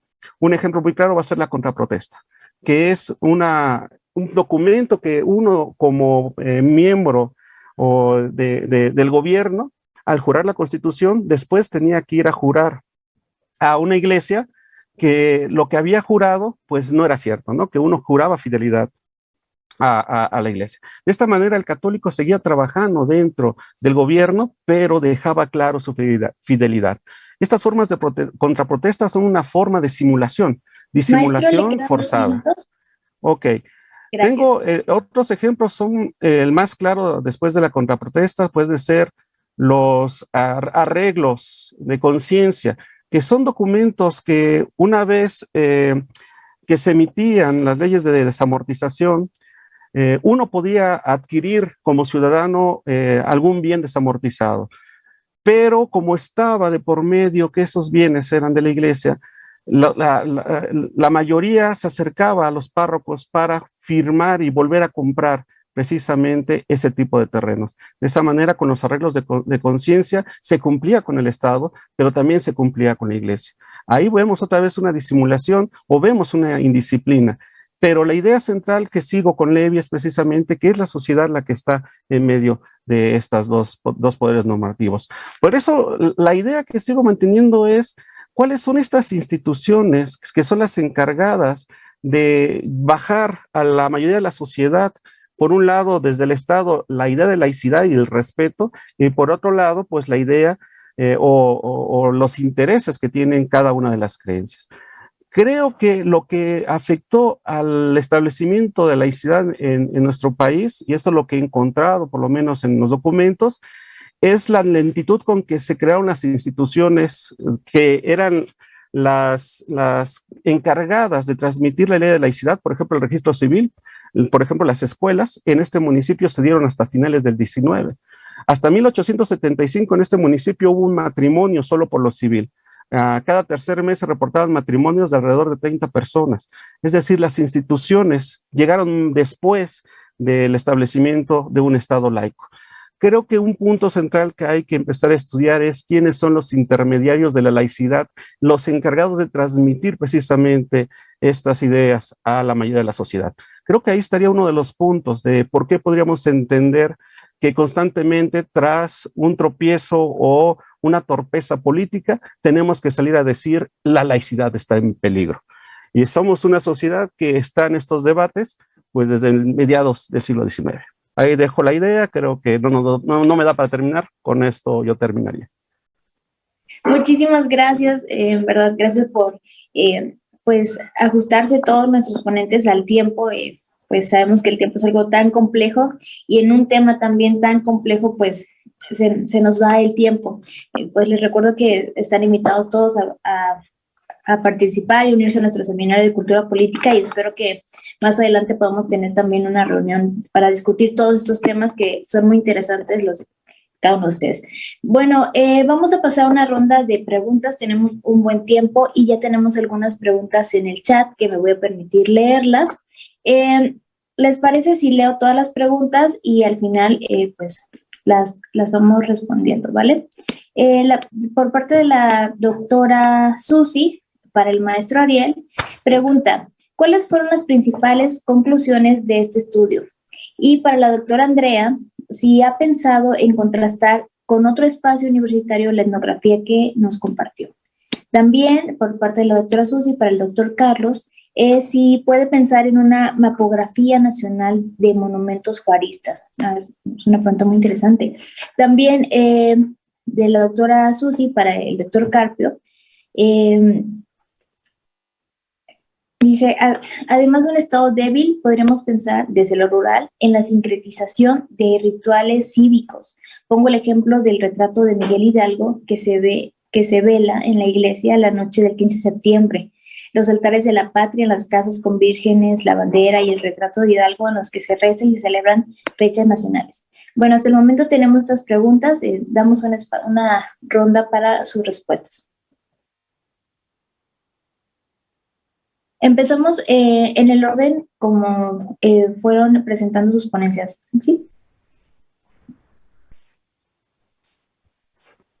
La primera sería la doctora Andrea. Perdón, cierto, pensé que era Ariel. No, yo soy la primera. Sí, bueno, gracias por la pregunta, porque realmente esto que leí fue un fragmento de una etnografía más amplia, en donde contrasto, bueno, a las entrevistadas del doctorado en estudios feministas con otros doctorantes de otros doctorados en el doctorado de ciencias sociales. Y bueno, más o menos fue lo que expuse, pero después la última parte de la etnografía tiene que ver con el espacio, bueno, con entrevistas a estudiantes de licenciatura, ya que el espacio se vive de manera muy distinta entre los doctorados, los posgrados y la licenciatura, y esto también fue algo que, bueno, lo supe gracias a una profesora que me guió en este sentido, y que me dijo, bueno, pues el espacio no se vive igual. ¿Por qué? Porque los doctorantes vienen de otras universidades, vienen de fuera del país, entran y salen del posgrado, pasan muy poco tiempo en el posgrado, y me recomendó que, bueno, viera las narrativas de los estudiantes de licenciatura como personas que viven entre 8 y 14 horas en el campus. Entonces, esta parte que estoy redactando actualmente, que es muy rica, pues sí muestra cómo viven el espacio, por ejemplo, estudiantes ateos, estudiantes católicos y sobre todo es muy interesante los estudiantes cristianos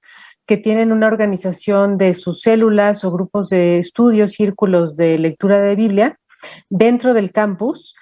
Y bueno, yo creo que, bueno, la pregunta se refería más a otros espacios universitarios, pero mi respuesta sería que yo no acabaría de describir lo que sucede, yo creo, en la UAM Xochimilco, y sobre todo si contrasto con la UNAM, que es el espacio que ya analicé, pues se ven, hay mucha información muy rica, y ahora estoy también haciendo, bueno, una parte con entrevistas a profesores. Entonces también pues hay un espacio incluso dentro de la UNAM y dentro de la UAM que es completamente distinto al que estoy describiendo, y es el espacio, digamos, de los docentes, profesores universitarios. Entonces, pues yo no creo acabar de describir esta riqueza, y por supuesto que sería muy interesante hacer un contraste con universidades, por ejemplo, privadas, con la Ibero, una universidad jesuita.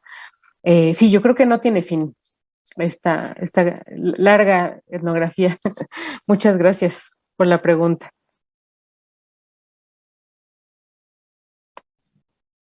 Bien, pues no tengo un apartado propiamente de conclusiones, pero sí me gustaría mencionar hacia dónde puede ir direccionándose este trabajo, que además es algo que he ido pensando en otros espacios, ya también con Andrea, desde que hicimos el foro, donde invitamos al doctor Carpio, al doctor Carlos Torres, y que pienso en algunos puntos que hay que ir trabajando, ¿no? El primero es ir viendo la materialidad en el espacio más allá, o no solamente como un elemento inocente, ¿no? Sobre todo cuando esta materialidad está propiciada a partir de determinadas posturas políticas. Por eso digo que la laicidad y sobre todo el Estado laico no hay que entenderlo como todo homogéneo, como usualmente se ha pretendido hacer creer, sino ver que al interior de ese espacio burocrático hay muchos actores, ¿no? Hay muchas prácticas, hay imaginarios, hay gente que toma decisiones, ¿no? Y esa gente es la que propicia, posibilita, genera, permite, etcétera, ¿no? Entonces hay que ver justamente este elemento, ¿no? No solamente como algo netamente, como a veces se ha ido como enfocando algunos trabajos que tienen que ver con la espacialidad, con la materialidad religiosa en el espacio público, solamente como diciendo, pues están ahí, ¿no? Están ahí, pero representan algo, significan algo, son parte de una disputa simbólica y que también generan una serie de reflexibilidades sobre el sujeto que los construye, sobre el propio sujeto que interacciona con ellos, ¿no? En segundo lugar, hay que, también otra de las metas que he ido pensando, desarrollando, es ver que el modelo de laicidad mexicano en particular tiene este doble juego, ¿no? Un juego de aceptación sobre determinadas posibilidades religiosas, pero también un juego de restricción, ¿no? ¿A qué se refiere con esto? De que aquello que es más cercano a los valores hegemónicos, pues se le permite, se le posibilita, se le acepta, como dije en el trabajo, adquiere esta dimensión como un elemento identitario, ¿no? Se le saca del campo religioso de alguna manera, se articula con una discursividad laica y se pondera como un elemento que genera identidad, cohesión, etcétera, como si otro tipo de religiosidades que son excluidas a partir de esta imparcialidad del marco laico mexicano no generaran eso, como si no generaran cohesión, identidad, sentido comunitario, por mencionar este aspecto, ¿no? ¿Qué quiere decir esto, no? Y hacia dónde puede ir enfocándose una línea. Bueno, que esta imparcialidad, pues tampoco es tan imparcialidad, ¿no? Tampoco es tan imparcialidad del Estado, porque el Estado mismo necesita reconocerse a sí mismo, distanciándose, y no solamente distanciándose, sino construyendo una otra edad. ¿Dónde encuentra esa otra edad? En aquellas prácticas que le resultan incómodas y que pueden ser negativas para los valores que sí mismo representa, o para esos valores que en sí mismo el propio Estado se representa, ¿no? Por eso es que hay una negativa a no aceptar como parte de pues del imaginario social, pues unas prácticas que son poco conocidas o que transitan por otros canales, no necesariamente institucionales, ¿no? Y el tercer punto, que es algo que también ya no pude desarrollar aquí por el tiempo, tiene que ver con el punto de vista del creyente, porque es quien está, y del creyente, del sujeto de pie, no necesariamente el funcionario, no necesariamente el intelectual, el académico, que tiene una visión de la laicidad, ¿no? Sino el punto de vista del creyente que está en medio justamente de esas disputas. Y aquí quiero mencionar algunos casos bien interesantes, porque esas disputas no solamente de la presencia en lo religioso, no solamente atraviesan la persona que construye un altar en la calle, la persona que hace un ejercicio performativo religioso en el espacio público, sino también atraviesa el propio cuerpo, las propias subjetividades. Por ejemplo, cuando alguna persona que, bueno, dentro de lo que tenía aquí, tenía la narración de Princesa Caroline, que es una practicante de Wicca, joven, que en su trabajo justamente no entendieron qué era lo Wicca y la asociaron con la Ouija, y resulta que a partir de eso, pues le empezaron a decir que eres una bruja, le empezaron a tener un mote más negativo, ¿no?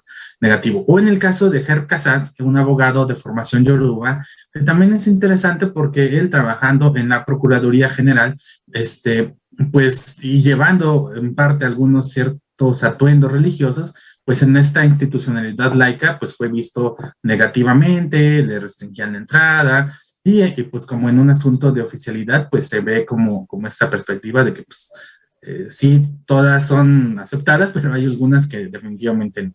O el propio Todd Chávez, ¿no? Que es un indigente en situación de calle, una persona en situación de calle que me ha comentado en muchas ocasiones en el espacio público donde él radica, en un parque público, que lo que hace un santero, por ejemplo, ¿no?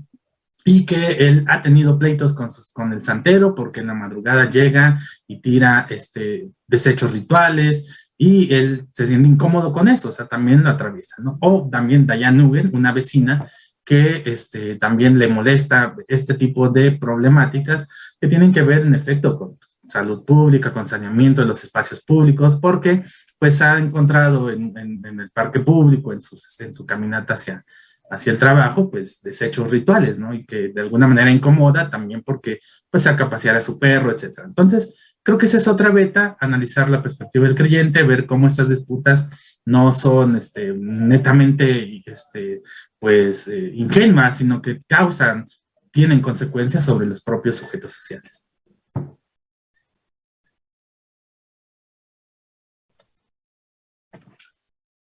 Sí, muchas gracias, Susi, bueno, doctora Susi. Esto de la mapografía, pues bueno, justo es algo que el propio Maurice Agulón pensaba, bueno, o ha trabajado para rastrear el temperamento regional, ¿no?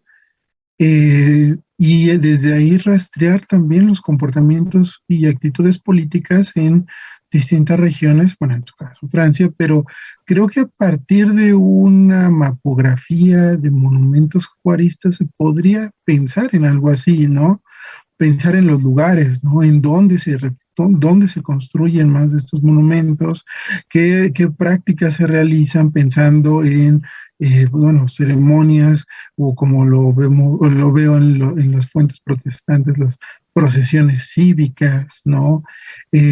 Otra cuestión, ¿con qué intensidad, no? Porque también hay que recordar que, pues bueno, dentro de, pues, hay cambios, ¿no? Cambios, permanencias dentro de procesos históricos, y pues bueno, precisamente el caso del monumento a Juárez, el hemiciclo a Juárez ocupado por protestantes, vemos que ha cambiado, ¿no? Cuando vemos en las imágenes, bueno, de estas de los años 50, que son, pues bueno, son más de 100 personas, o podríamos decir que hasta 1000, ¿no? Por lo menos, pero donde pues eso va cambiando hasta años recientes, cuando creo que ni siquiera llegan o creo que ni siquiera se hacen, ¿no?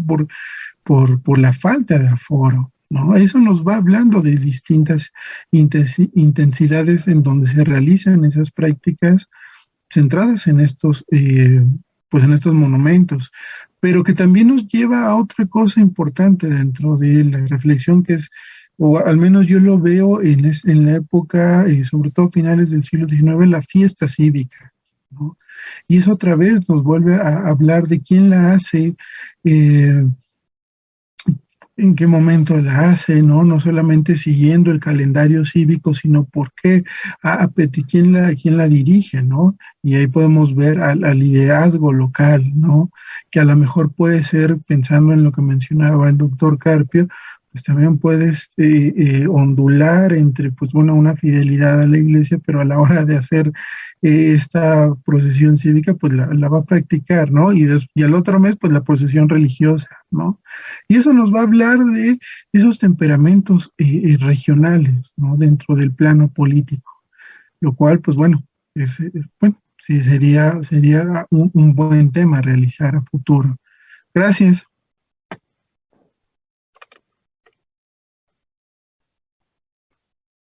Ok, continúo, ¿verdad? Sí, retomando la pregunta que me hacen, pues resaltar que, bueno, el tema, como lo traté de trabajar, esta idea de la laicidad como parte de un discurso que en un principio fue como una ideología desde el Estado, y tratarlo como un poder normativo que en su momento fue así, pues yo creo que nos lleva a ir considerando los diferentes contextos de historizar esta idea de laicidad. Para el caso del siglo XIX, pues me llevó a esta negociación, ¿no? De entender la negociación entre la Iglesia y el Estado y cómo los responsables de llevarlos y de hacerlos dialogar en la práctica, pues fueron pues, las diferentes comunidades, la diferente población. Ahí estoy de acuerdo con lo que señala el profesor Corpus, en entender la laicidad, pues no como algo que permea de igual manera en las diferentes comunidades o en los diferentes grupos, ¿no? Y también creo que eso aplica, lógicamente, en su devenir histórico. Por eso creo que es importante empezar a entender las prácticas de los diferentes colectivos como también los encargados de hacer dialogar ya en el espacio este tipo de posturas. Por eso lo que me señalaban como esto de sincretizar algunas cuestiones ya cívicas, como los altares, como este tipo de procesiones donde se integra la parte cívica o elementos religiosos, pues no son más que prácticas o que nos demuestran que son también los diferentes colectivos los que hacen dialogar, los que vinculan estas dos posturas. Por eso es muy importante historizar, sí, la idea de laicidad, pero resaltando otra vez para rescatar el nombre del coloquio, la cultura política, estas prácticas que se llevan a cabo. Estoy de acuerdo, en cada caso hay que revisar este tipo de prácticas. Por ejemplo, por los ejemplos que me ponen, el estado de Guerrero como una región donde la cultura cívica es casi igual de importante que las procesiones religiosas. Se celebra el Día de la Bandera, hay recreaciones del abrazo de Acatempan, o sea, todo lo que es el norte de Guerrero tiene varias ceremonias cívicas que están casi a la par de las ceremonias religiosas, por la importancia, por la magnitud de convocatoria. Es una región patria. O sea, entonces creo que sí hay varios elementos y no es homogéneo. Y ya con lo que he escuchado creo que me llevo varias reflexiones para empezar a trabajar desde otra óptica de la laicidad. Muchas gracias. Muchas gracias a todos. La doctora Andrea quería agregar algo. Todavía tenemos unos buenos minutos, entonces, con toda la libertad. Y si alguien más vía YouTube, Facebook o aquí en Zoom quiere hacer una pregunta, todavía nos quedan unos 15 minutos. Podemos utilizarlos muy bien. Sí, muchas gracias. Ahora por poco por la presión de tiempo ya no comenté un aspecto muy importante que tiene que ver con la pregunta que hizo Susi, porque no solo se trata del espacio dentro de México, ¿no? Y comparar las universidades públicas unas con otras, las de diversos estados, las públicas con las privadas, todo esto, pero también hay una cuestión internacional muy importante. Yo creo que aquí, me gustaría leer una cita de mi texto, porque aquí justamente voy hacia esto que me pareció también como un descubrimiento en la literatura muy interesante. Ya no hablé de la tercera entrevistada del doctorado en estudios feministas. Ella se llama Charlene Y bueno, al final lo único que pongo es que ella, digamos, en el texto que desarrolla para su tema de tesis que me compartió, en mi opinión, ella logra un acomodamiento de lo espiritual, de lo personal, del cuerpo, de la teoría y del análisis, es mi comentario, que resultó, en mi opinión, armónico y que esto que ella logra en su texto es contrario a aquel sentido común desde el cual se piensa que debe haber forzosamente un conflicto entre ciencia y espiritualidad, entre ciencia y religión, o bien entre ciencia y corporalidad. Y aquí hice una nota al pie, que es lo que también me gustaría compartir, porque, sin embargo, es mi nota al pie, este sentido común tan arraigado en la Academia Mexicana, en otras academias como por ejemplo también en la francesa, esto no es compartido por otras geografías de conocimiento y esto es muy importante también socializarlo. Para ello, yo quisiera mencionar que hay un artículo que me llamó mucho la atención. Aquí voy a traducir el título porque es un texto en inglés y el texto se llama Rechazando la narrativa del conflicto, perspectivas sobre la ciencia de parte de científicos, bueno, perdón, perspectivas sobre la ciencia y la religión por parte de científicos judíos y musulmanes en Estados Unidos. Este texto tiene varios autores, entre ellos una profesora de Rice University que se llama Elaine Eklund. Y este texto es muy interesante porque muestra que la narrativa del conflicto entre ciencia y religión no existe en la perspectiva de científicos judíos y musulmanes en los Estados Unidos, quienes más bien expresan una perspectiva de complementariedad.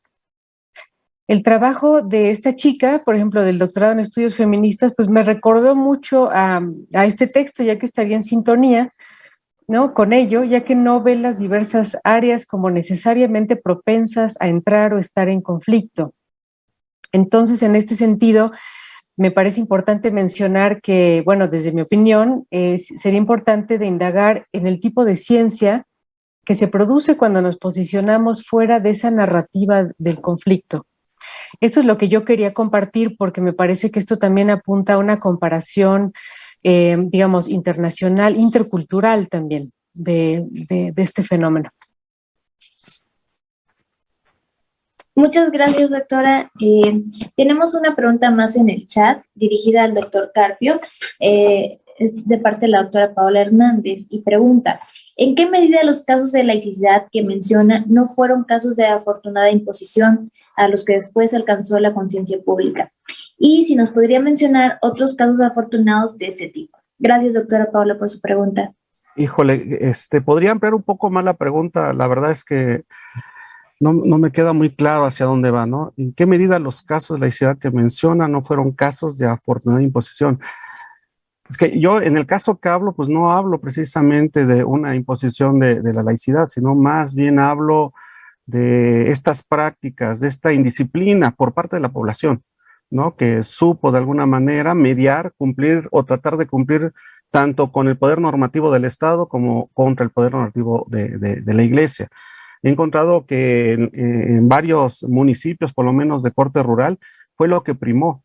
Sobre todo, bueno, yo he encontrado que en el norte de Jalisco, al no haber una institución fuerte del Estado como el registro civil, por ejemplo, la gente siguió hasta bien entrado ya finales del siglo XIX, siguió yendo a registrar sus muertos con el párroco o a casarse primero por la iglesia y muchas veces ya no se siguieron casando por el matrimonio, a pesar de estar establecido. Pero yo encontré que era por la falta de la fuerza de la institución. Por eso hablo que la debilidad institucional también cuenta. Por lo menos en estos municipios, hasta 1880 y tantos empezaron a crearse los registros civiles.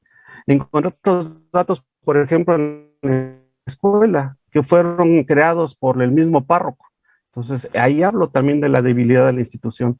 Los encargados de la educación en este municipio, pues fue la iglesia, a pesar de un estado laico, a pesar de un artículo tercero que nos hablaba, nos orientaba a una educación, pues, donde la religión no interviniera. Entonces, hay que empezar a revisar también, digamos, este desarrollo institucional que apoya la idea de la laicidad.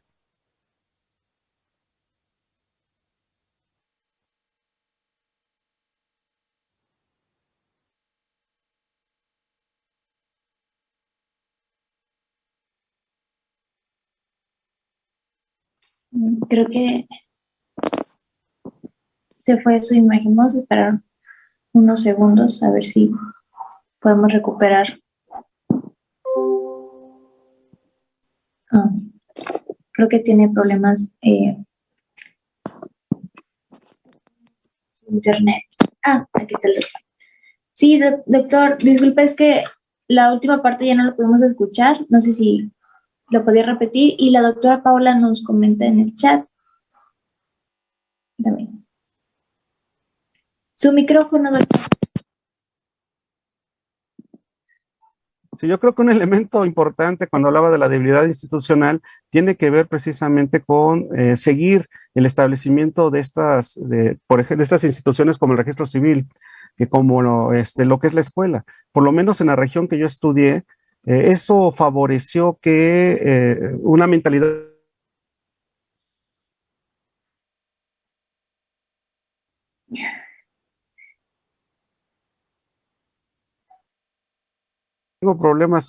estoy teniendo problemas con mi internet, no sé.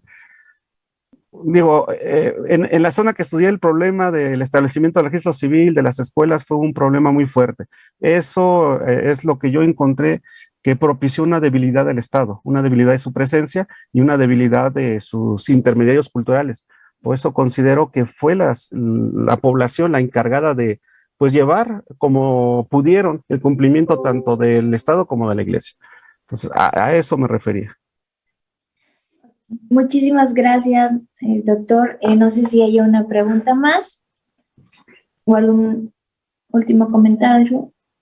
Ok, la doctora Susi dice que para quien quiera responder, relacionada a la conferencia del doctor Freeman con esta mesa, ¿qué relación encuentran entre la reversibilidad de secularización que viene siendo discutida desde hace 20 años con el panorama actual de espacio público, prácticas religiosas y la pandemia?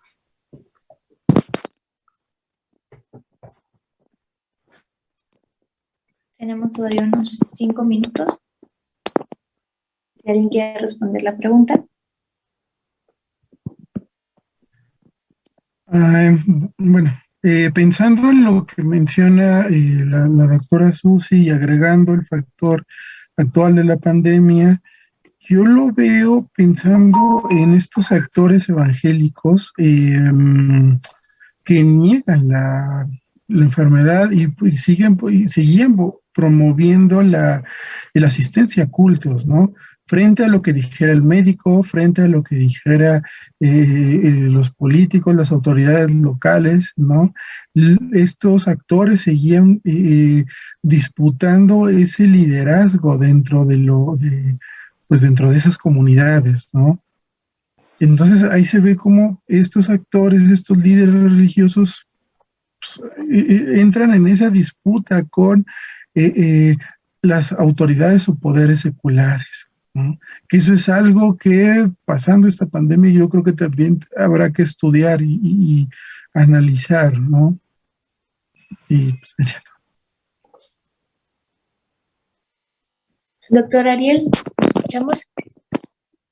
Y claro, a mí me gustaría, la charla del doctor Seman fue bastante sugerente, justo en el sentido porque hay cosas que venimos también y abordando, ¿no? Ir pensando desde otros espacios, quizá justamente nos falta ese diálogo, también por eso fue bueno la invitación que se le pudo haber hecho, porque va conectando cosas que desde estos horizontes también se van conectando, ¿no? Y algo que en efecto, que él menciona y que también lo vemos, es cómo lo religioso ha sido en cierta medida relegado por esta propia narrativa de la modernización, bajo la propia narrativa secularizadora y bajo la mano operativa, como yo lo veo, que puede ser la propia laicidad, ¿no? Desde luego que estamos en un contexto cambiante y estas teorías ya lineales empiezan a cambiar, tenemos que ver las contingencias, etcétera. Y en efecto, pero también eso nos lleva a ponderar otro tipo de lecturas, como las que encontramos en plena pandemia, en el cual para muchos actores religiosos, pues esto tiene una explicación, ¿no? Y esta explicación está sentada no netamente bajo el presupuesto racional, sino bajo un presupuesto que le da sentido a las acciones que ellos hacen, ¿no? Y puede abrir la puerta para ver cómo lo religioso está actuando en esto que hemos denominado pues vida contemporánea, vida moderna, y que en efecto, o sea, pareciera ser que el lenguaje de la secularización lo ha restringido, le quita su camino, pero que está presente y ha estado presente, solo que en muchas ocasiones, desde luego, nuestros lentes conceptuales y teóricos tratan de ver cosas que en la práctica pues no suceden, ¿no? Y por eso se pondera siempre pues concebir la visión y atender la visión desde el propio sujeto social, ¿no? Que es quien vive estos conflictos, estas determinaciones, quien tiene una visión diferente a aquellos presupuestos con los cuales se entiende, por un lado, la sociedad, y aquellos presupuestos que también, por otro lado, se pretenden ejercer sobre la sociedad a partir de determinadas políticas públicas de quienes tienen estos medios pues de poder, quienes tienen estos controles hegemónicos para determinar lo que a partir de determinada visión de la propia modernidad puede ser más valorado, mejor, ideal, etcétera, ¿no? Perfecto, muchas gracias. La última participación se la concedemos a la doctora Andrea, ya los últimos minutitos. Sí, muchas gracias. Bueno, yo aquí quisiera comentar que desde mi punto de vista, bueno, y si yo sigo a un autor que me parece muy importante, muy interesante, que es Ramón Grossfogel, digamos que esto no estaría en sintonía con esta cuestión de la reversibilidad de la secularización, porque él plantea que hay una secularización de la cristiandad, que más bien desemboca en una modernidad que es una teología invisible. Entonces, siguiendo esta línea, digamos, donde hay un grupo grande también de autores, ¿no?, que lo verían la secularización desde esta perspectiva, pues no habría reversibilidad, sino más bien una mutación del discurso de la cristiandad. Entonces, bueno, eso es lo que me gustaría comentar en este sentido. Y sobre las prácticas en la pandemia, pues sí me llama la atención, y también quisiera mencionar toda esta puesta en práctica de las prácticas espirituales vía Zoom.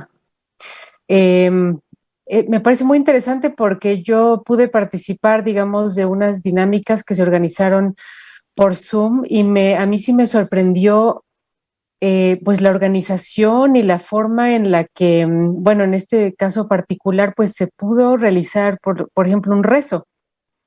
Entonces, algo que yo sí daba por perdido. Yo decía, bueno, ¿cómo puede uno participar de algo, de una cuestión religiosa, si ya no hay comunidad, o si uno quiere cuidar, si no quiere salir? De pronto esta cuestión virtual, pues me pareció que no era completamente, digamos, había una cierta continuidad, algo se salvaba ahí en lo que todo regresa, ¿no? Entonces, no sé, es un comentario nada más, pero yo creo que sí existen formas de continuidad durante la pandemia que no sé en qué vayan a desembocar. Bueno, muchísimas gracias a todos nuestros ponentes, expositores, a todos los que nos han acompañado el día de hoy. Les invitamos mañana, es nuestro último día, el día de cierre, y también con temas muy interesantes. Mañana tenemos el eje temático número 7, titulado Entre Estética y Política. Tenemos un conservatorio a cargo del doctor Joca Reynés Terrón y la doctora Regina Crespo, y también tenemos una ronda de ponencias. Esto es a partir de las 9 de la mañana.